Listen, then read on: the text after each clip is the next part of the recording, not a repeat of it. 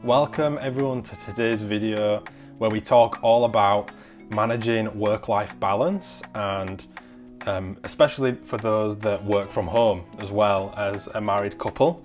I believe that working from home comes with its big advantages but also its hardships at the same time.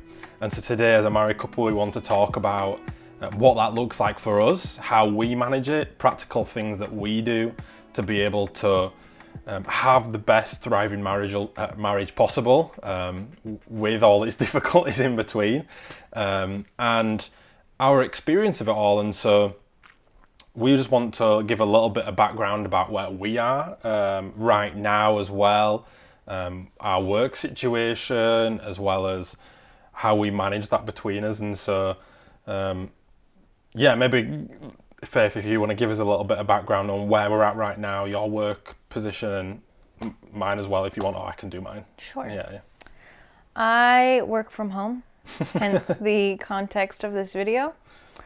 I started working for a company that I do business-to-business sales, and so it looks a lot like computer work and research and data analysis, but also client meetings, and so having to have that focused time of one-to-one connection with clients. And then I'm privately contracted, so also touching base with the people that I'm privately contracted by, and having to have flexibility. It's not each day doesn't look the same for me, and my responsibilities vary day to day, and some days I can get my work done in 2 hours, and then some days it takes me 8, and so it really depends. And so I work from home, but I have a very varied work life in my day-to-day. Yeah, quite sporadic on each day. Yeah.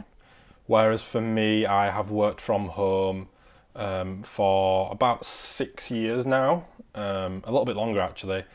And going into married life, I was used to working from home, but had to learn how to transition to do that from a single person into a married man. And the context is very, very different.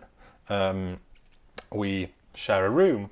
I have to prioritize living in the same household and having that quality time with Faith, while also having to look after my own needs as an individual and having that time by myself, especially when you're quite highly an introvert. You need that time, and so I'm 50% introvert, you're high introvert. I must be at least 98%. I'm very introverted. And so that balance of work, individual time, and then time as a couple can be difficult, especially working from home, because I think we've all experienced it, or a very high majority of people have experienced this from COVID, having to work from home, and it can easily spill into your everyday life.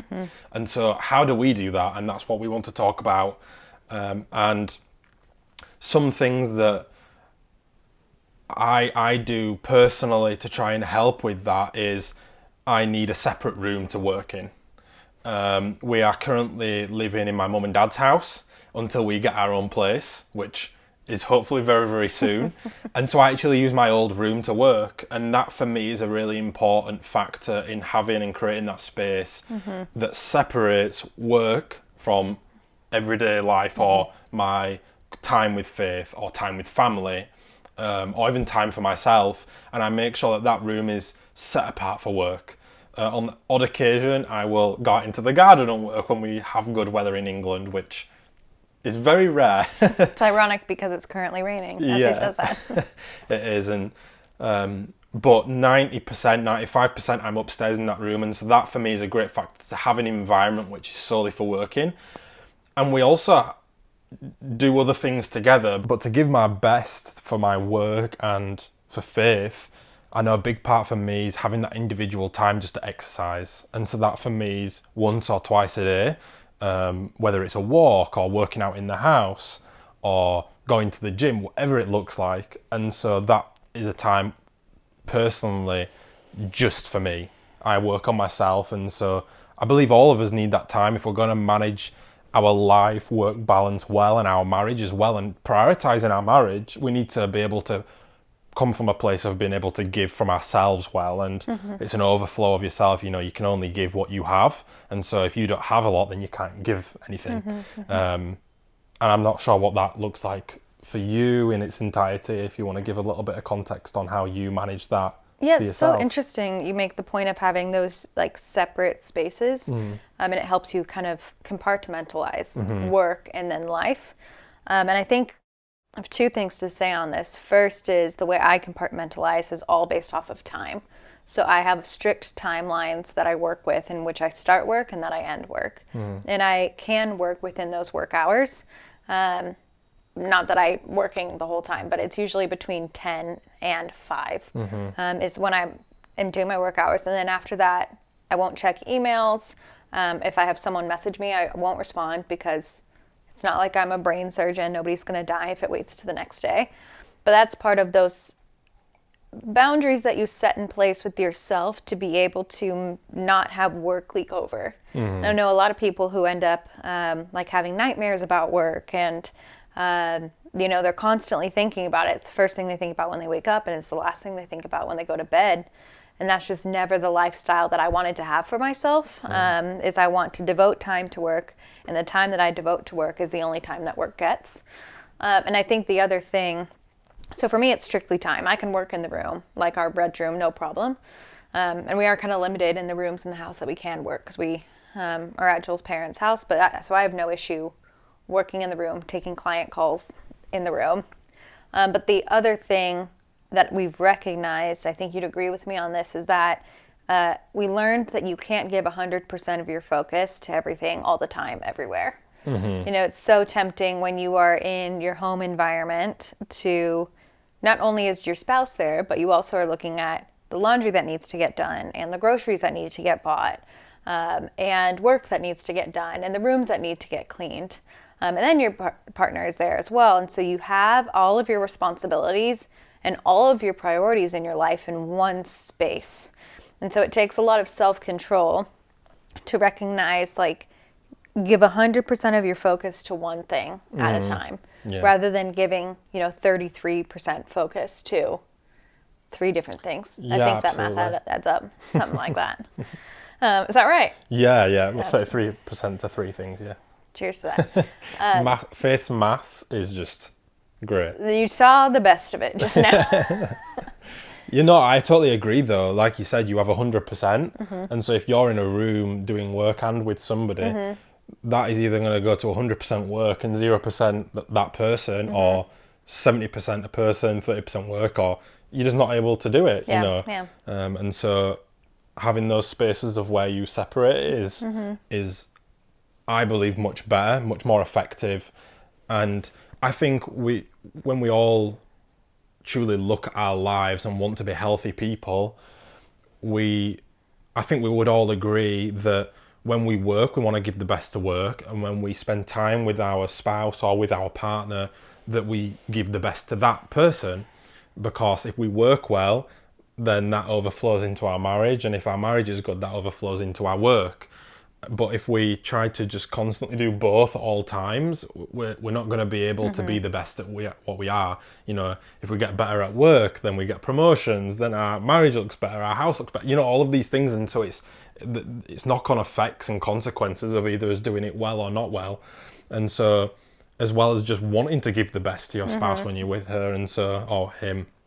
And so that, for us, we're quite passionate about that, and I think we're good. And I think some practical ways that we try and outwork that, not just by being in the same room, is we set a time limit of 7 p.m. And so some things that we do together is at 7 p.m. we say that's our time to cut off from work, so that it doesn't spill into our work, into our life, and into our social time, or into our date nights, or family time, or whatever it is. And so Monday to Friday at 7 p.m. we cut it off. And so that 7 p.m. we know we eat together, we spend time together, we watch a movie, we get a cup of tea and sit down and talk, or we go for a walk, sit in the garden, whatever it is, whatever activity it is, we know that at 7 p.m. we cut it off, because then we can give time to something that's important, which is our marriage, and we want work not just to take over everything, which is difficult when we're living in the home. And I'm not sure if there's anything else, practical things that we do that you want to specify that you think have really helped our marriage, working from home and making sure we prioritize our marriage as something that's important. I think the fact that we're really strict with it, I think it's one of those things that strictness can be seen as a positive or a negative. But in this instance, the fact that we are so strict on that dead cutoff, I think is really good, because there's no black or white, or it is only black or white. There's no really gray area of, it's 7:02. Let me check this message. Let me just see if someone's responded. Let me just check it. It's we both, and I don't like keep track of Joel doing it, and he doesn't keep track of me. It's just the expectation that we've had. And sometimes if we accidentally stumble upon it, because it's habit just to check your email, isn't it? If we see the other person stumble upon it, we're just like, hey, it's 7:15. We just let them know, and then we both are like, we remember what we've committed to. Yeah. And so we just remind each other if we need to do that, but it's pretty rare.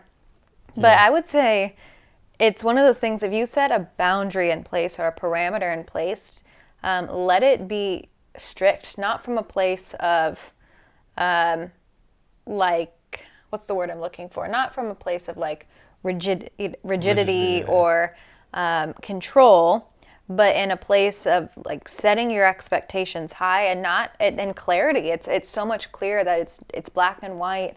Don't even look at your email after 7. And we had to have that conversation of, okay, what does it mean for us to be off work? Does that mean we're not doing any work? Because Joel has some statistics on his work that he can look at.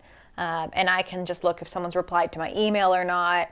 Or sometimes, because I work with people in the US, they'll send me a message. And so if I'm like, let me just read this message and not respond to it. But it's we don't even read it. We don't touch it. It's completely hands off. Yeah.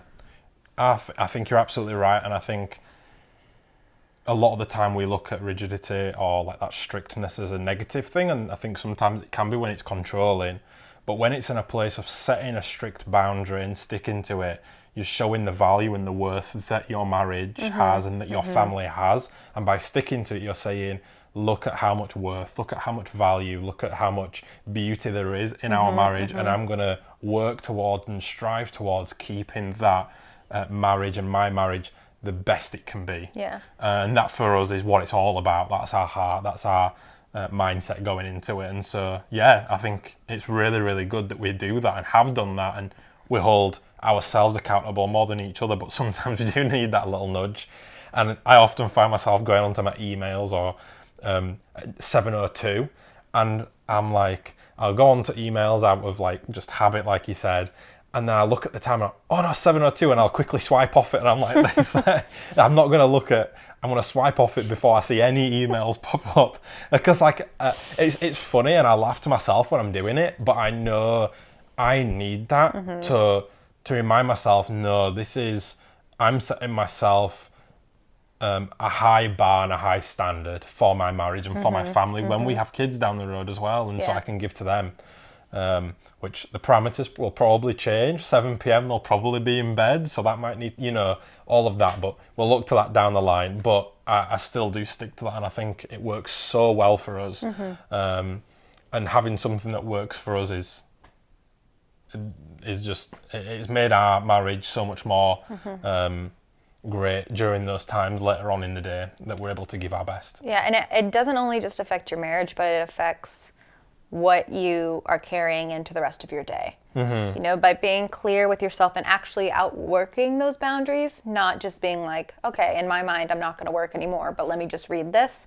It creates a really clear pattern in your mind, and something happens when you hold to it that strictly that, I used to have work nightmares because I would take it home with me and I'd be messaging or replying to my colleagues or trying to switch shifts after work hours. And I remember I would have a lot of dreams about work. I would think about work a lot. And even when the time I was off, my energy was still going to it. And my mental energy was still going to work. So practically outworking, no, I'm not going to even read an email, is setting a healthy expectation of your own time as well. Your own time is valuable, your own time is important, and you're not a slave to your vocation.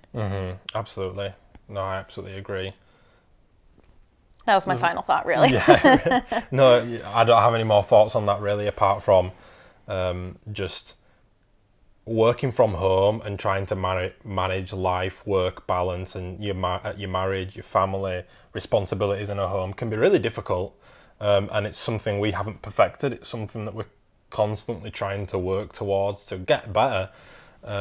And life changes, responsibilities change, and so it's something that you constantly have to reevaluate. And so have grace for yourself in that. Have grace for your partner if you need that, or if you need to be reminded of that.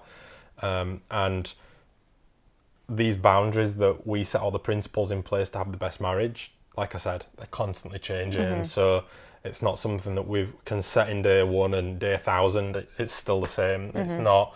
But have grace for yourself in it as well, because it can be hard. Yeah. Working from home and having the best marriage in the same house can be hard. And sometimes we get to the end of our work day and we sit down with each other and I'm like, are you okay? And Faith's just like, honestly, I've still just got work on my mind. And I'm like, that's totally okay. Do you need some time to yourself, even though it's 7 p.m.? Yeah, even though it's 7 p.m., do you need some time to yourself to transition into having some time just for us?